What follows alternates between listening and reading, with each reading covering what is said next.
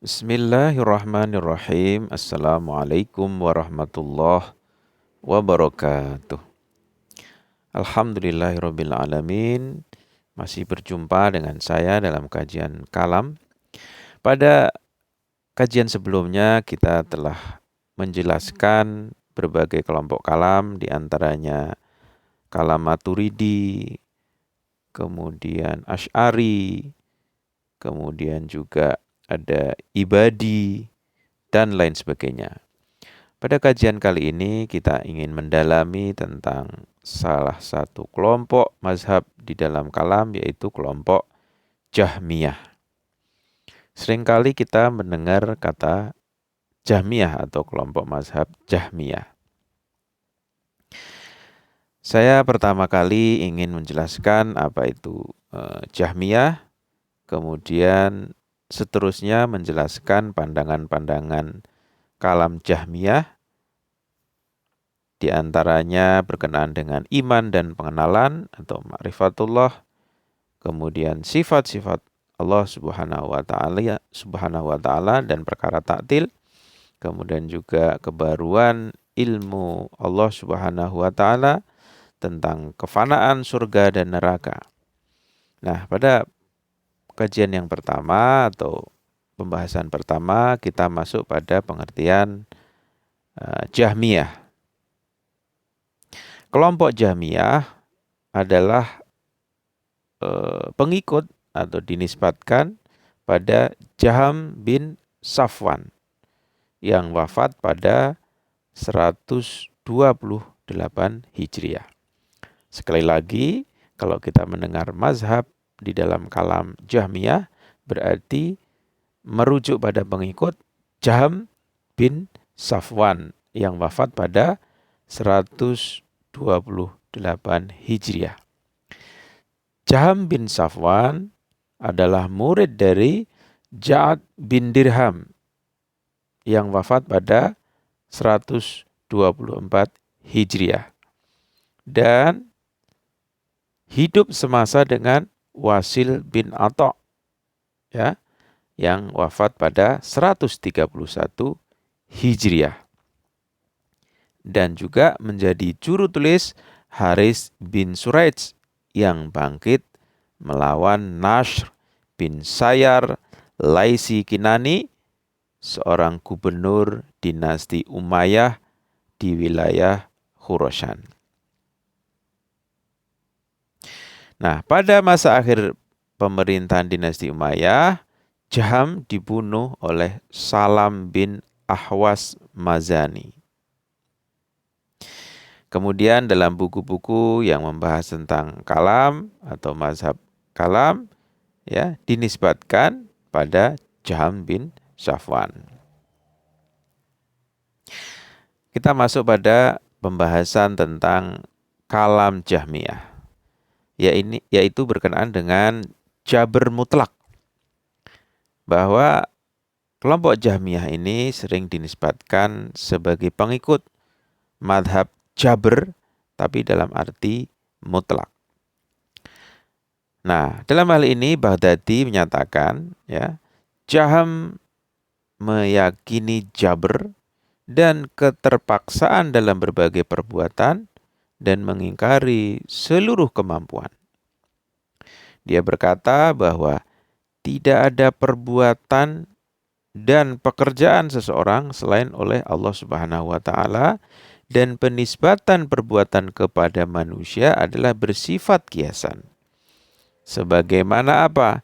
Sebagaimana penisbatan tenggelam pada matahari dan berputar pada batu giling, padahal dua pelaku itu tidak mampu tenggelam dan berputar. Nah, kutipan ini ada di dalam kitab Al-Farq Bainal Al-Firaq, halaman 211. Kemudian yang pertama tadi Baghdadi, sekarang pendapat Syaristani. Setelah Syaristani menyifati Jahm bin Safwan dengan Jabariyah murni, ya, ia menyebutkan hal-hal sebagaimana disampaikan Baghdadi. Jadi Syaristani sependapat dengan Baghdadi berkenaan dengan bahwa Jahm bin Safwan adalah penganut Jabariyah murni. Dalam sejarah kalam Islam, ya, tidak ada Jabariyah mutlak selain Jahm bin Safwan. Jadi terkenal dengan paham Jabariyah mutlaknya. Dan seluruh kelompok kalam memilih salah satu di antara 3 pendapat. Ya. Selain itu mengikuti, ya, kelompok Islam mengikuti 3 pendapat. Yang pertama, tafwid yang dipahami oleh Qadariyah dan Mu'tazilah, artinya penisbatan perbuatannya manusia itu pada manusia itu sendiri, ikhtiar manusia. Al-Kasb dianut oleh Asy'ariyah dan Maturidiyah. Kemudian yang ketiga, amru bainal amrain, satu perkara di antara 2 perkara yang dianut oleh Imamiyah. Kita masuk pada pembahasan yang kedua. Bagaimana Jahm memiliki pendapat berkenaan dengan iman dan pengenalan atau ma'rifatullah. Jahm menafsirkan bahwa iman dengan pengenalan. Nah, pendapat ini, ya, sebagaimana dikuatkan oleh Baghdadi dalam kitab Al-Farq Baina Al-Firaq halaman 211. Beliau mengatakan, dan dia juga berpendapat bahwa iman itu adalah pengenalan kepada Allah Subhanahu wa taala dan kafir itu hanya terbatas pada tidak mengenalnya. Jadi ini menisbatkan pendapat Jahm tapi dikutip oleh Baghdadi. Pendapat ini juga dinisbatkan kepada sebagian kelompok, ya, Mutakalim Imamiyah dan Abu Asy'ari dan Abu Hasan Salihi dari Qadariyah. Nah, apa benar apa tidak, ini pada kajian yang lain tentunya. Pendapat ini didasarkan pada sebagian riwayat, ya. Inna awwaladdin ma'rifatuh. Sesungguhnya perkara pertama dalam agama itu pengenalan kepada Allah Subhanahu wa taala. Namun, ya, pendapat ini tidak diterima oleh seluruh kalangan mutakalimin Islam. Kenapa? Pertanyaannya adalah bagaimana mungkin menafsirkan iman dengan pengenalan atau ma'rifatullah? Padahal Al-Quran mengatakan, falamma ja'ahum, maka setelah datang kepada mereka ma'arofu kafarubih, apa yang telah mereka ketahui, mereka lalu ingkar kepadanya. Fala'natullahi 'alal kafirin, maka laknat Allah atas orang-orang yang ingkar itu. Di dalam surat Al-Baqarah, surat kedua ayat 89. Dan juga misalnya di dalam Al-Quran, surat An-Naml, surat ke-27 ayat 14. Wajahadu biha wastaiqanatha anfusuhum dzulman wa 'uluwan fangdur kaifa kana aqibatul mufsidin. Dan mereka mengingkarinya karena kezaliman dan kesombongan mereka, padahal hati mereka meyakini kebenarannya. Maka perhatikanlah betapa kesudahan orang-orang yang berbuat kebinasaan. Sekali lagi, ini adalah surat An-Naml, surat ke-27 ayat 14. Dan ayat-ayat yang lain yang di dalamnya terdapat pengenalan dan penolakan iman. Nah, Jahm juga tidak meyakini masalah keutamaan atau peringkat dalam iman. Ya, Jahm pertama, iman dimaknai sebagai ma'rifatullah, pengenalan Allah. Ya, dan kafir itu hanya terbatas pada tidak mengenalnya. Dan juga yang kedua, Jahm tidak meyakini masalah keutamaan atau peringkat dalam iman. Dan ini adalah satu akidah yang populer juga pada kaum Murji'ah. Karena itu, ada yang berpendapat Jahm bin Safwan adalah Murji'ah Jabariyah. Oke, jadi yang pertama berkenaan dengan jabar mutlak, yang kedua berkenaan dengan iman dan pengenalan atau ma'rifatullah. Kemudian yang ketiga tentang sifat-sifat Allah Subhanahu wa taala dan perkara ta'til. Bagaimana pendapat kelompok Jahmiyah ini?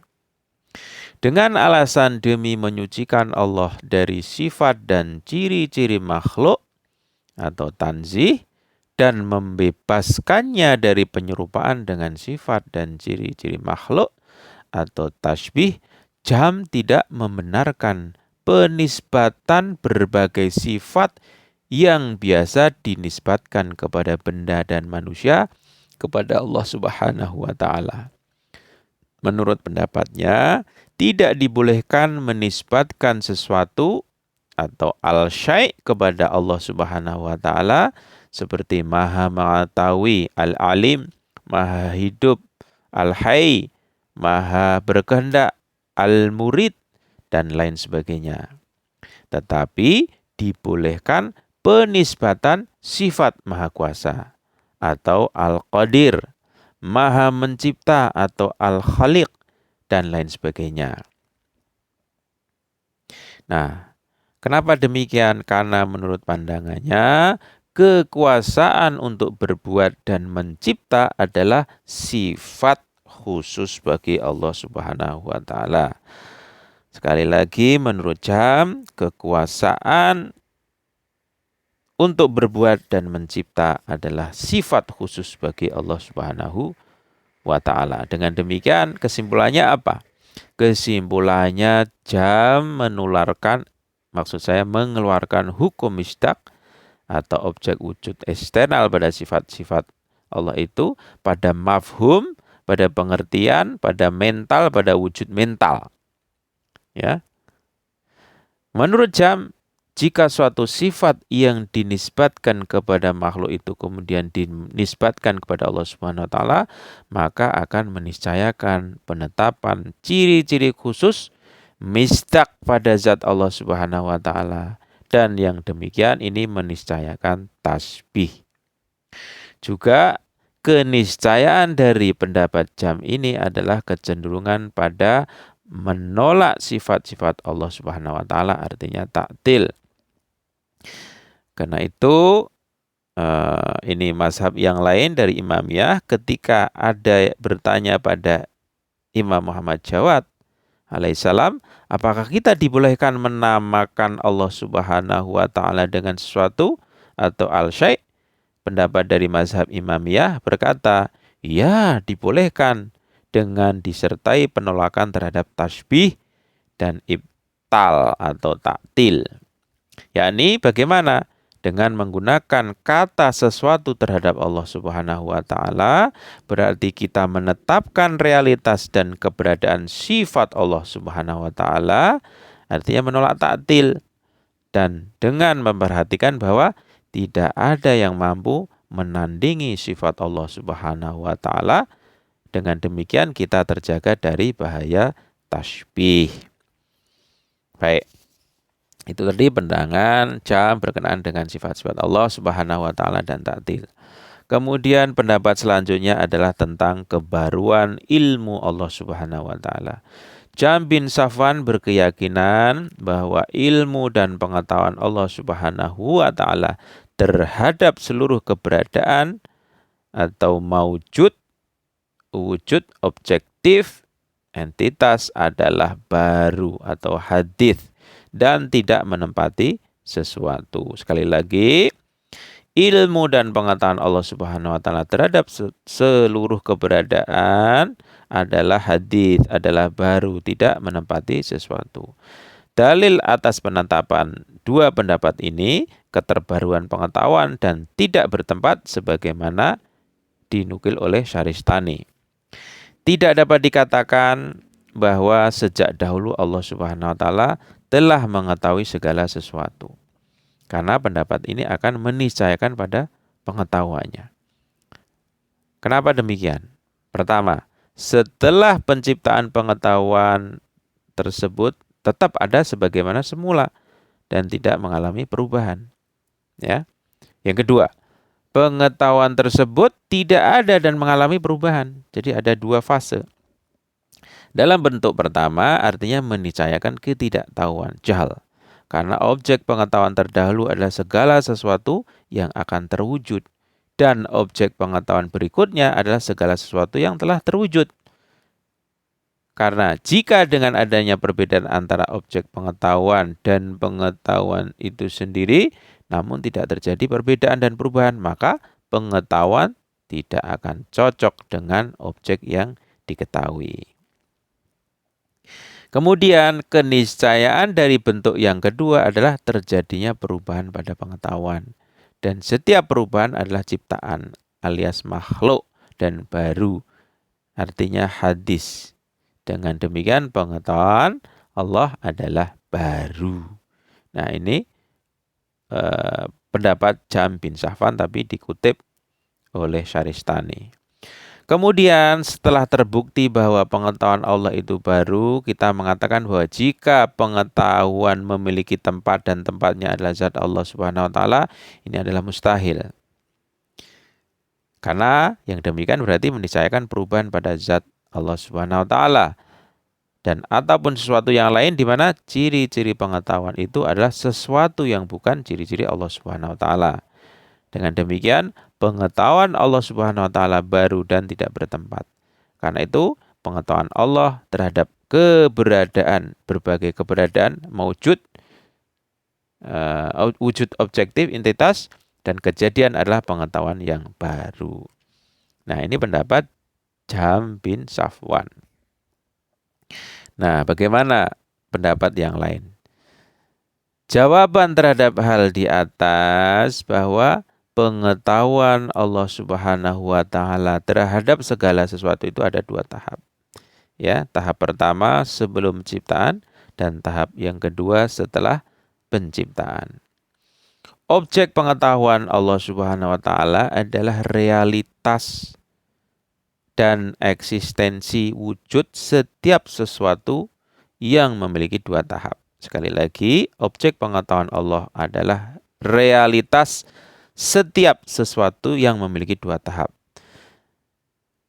Kesatuan atau wahdat dan keterbilangan atau kasroh atau tunggal basyotah atau basit dan terperinci tafsil. Ya. Nah, dan ini ya perincian tadi adalah pengetahuan zati termasuk diantaranya sifat zati Allah Subhanahu wa taala yang merupakan inti zat dan bersifat azali. Itu tahap pertama. Tahap yang kedua setelah penciptaan.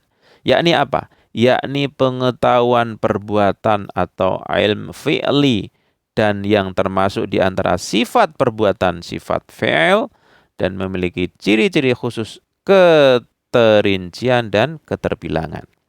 Ya, tahap pertama sebelum diciptakan, tahap kedua setelah diciptakan. Ilmu atau pengetahuan Allah Subhanahu wa taala pada tahap kedua ini disebut dengan ilmu huduri.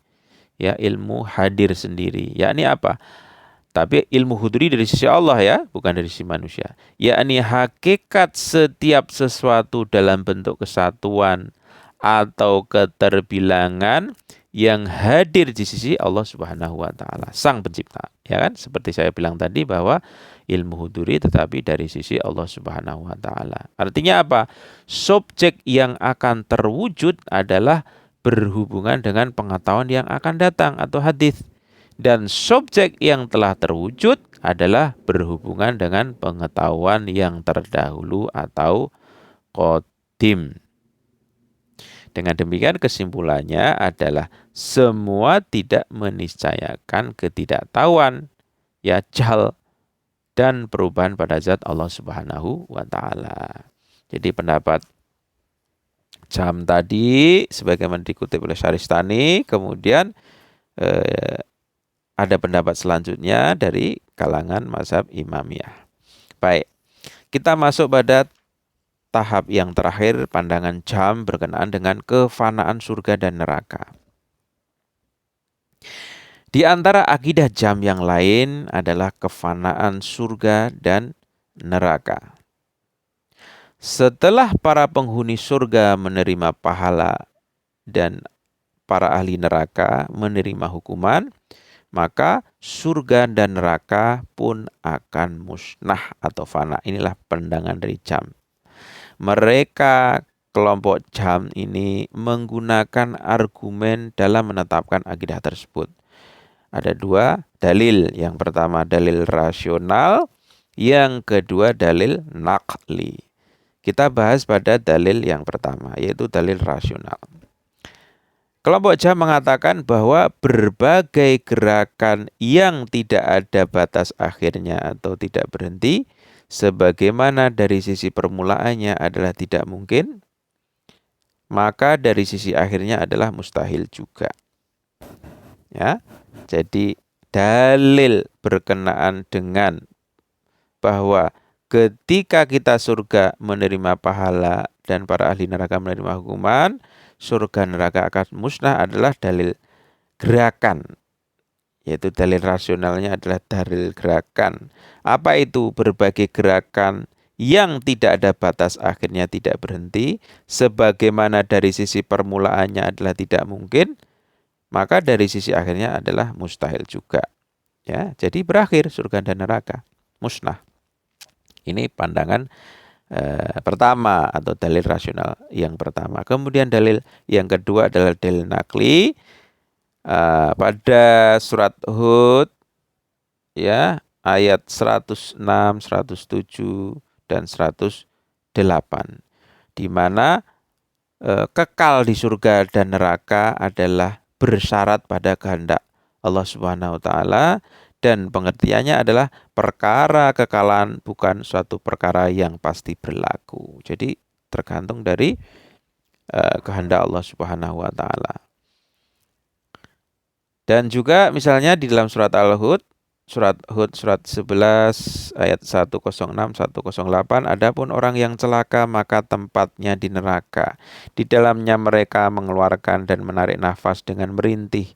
Mereka kekal di dalamnya selama ada langit dan bumi. Kecuali jika Tuhanmu menghendaki yang lain, sesungguhnya Tuhanmu maha pelaksana terhadap apa yang Dia kehendaki. Adapun orang-orang yang bahagia, maka tempatnya adalah di surga. Mereka yang kekal di dalamnya selamanya ada di langit dan bumi, kecuali jika Tuhanmu menghendaki yang lain sebagai karunia yang tiada putus-putusnya. Nah, ini adalah surat Al-Hud ya, tadi sebelumnya ayat yang ke-106, 107, 108 dijadikan dalil bagi jam untuk membuktikan kefanaan surga dan neraka. Kemudian jam menjelaskan bahwa kata kekal atau khulud yang tercantum pada ayat-ayat yang lain memiliki pengertian kiasan.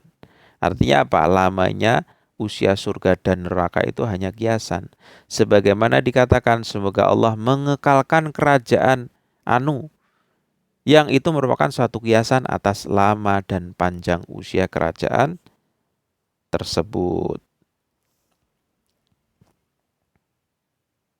Nah, bagaimana pandangan mazhab yang lain?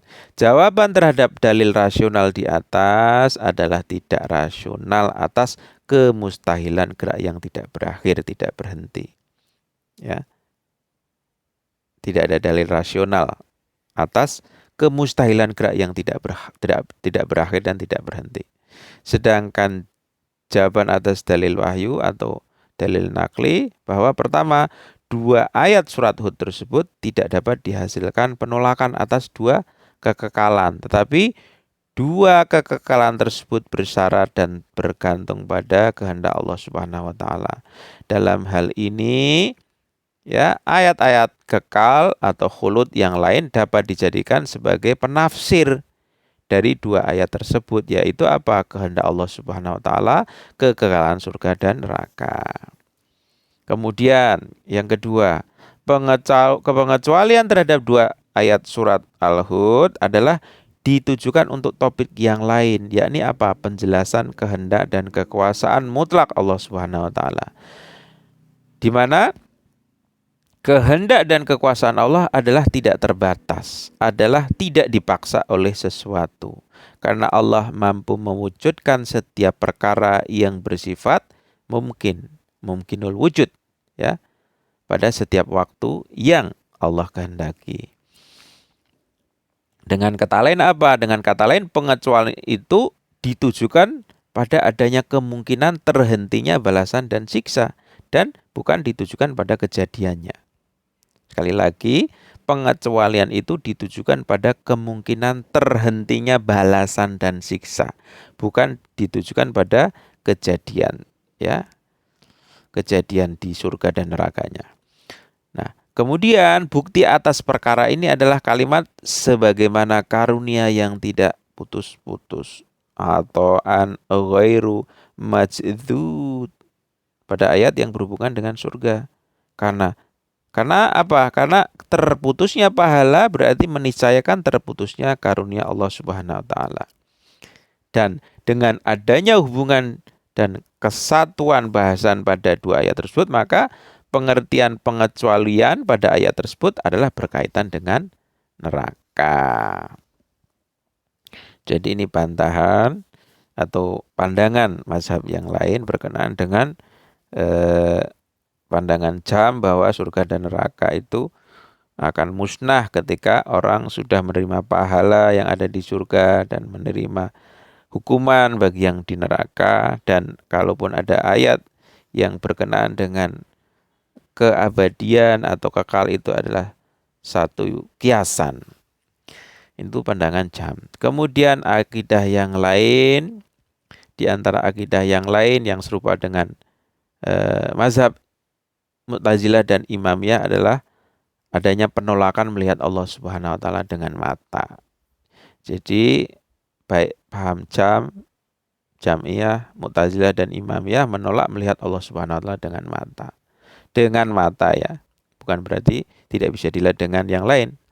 Sifat zati Allah Subhanahu wa taala, ini yang lainnya adalah berkenaan dengan pembahasan yang lain. Sifat zat Allah adalah inti dari zatnya. Kemudian Al-Quran adalah baru dan kewajiban mengenal Allah Subhanahu wa taala sebagai perkara yang rasional. Jadi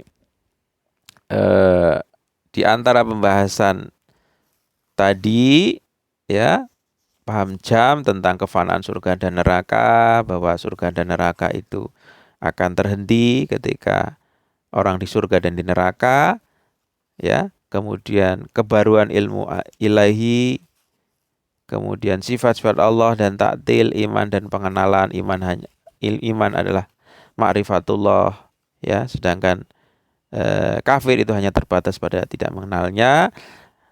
Meskipun begitu, ada paham Jahmiyah yang kira-kira serupa dengan mazhab yang lain, mazhab Mu'tazilah dan Imamiyah, berkenaan dengan pertama, penolakan melihat Allah Subhanahu wa taala dengan mata.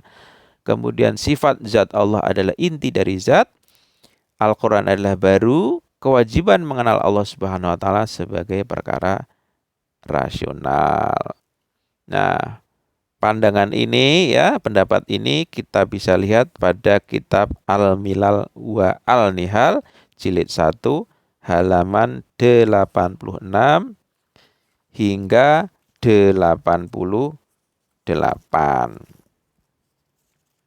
Sementara kalau misalnya ada yang merujuk pada kitab-kitab yang lain, misalnya dari keseluruhan penjelasan saya tadi, ya, misalnya kitab Tarikh Tabari, kemudian Al-Furq Bainal Firaq, kemudian Al-Milal wa Nihal seperti yang saya sebutkan tadi, kemudian juga Syarh Al-Maqasid, kemudian Ihtijat karya Tabarsi, dan seterusnya.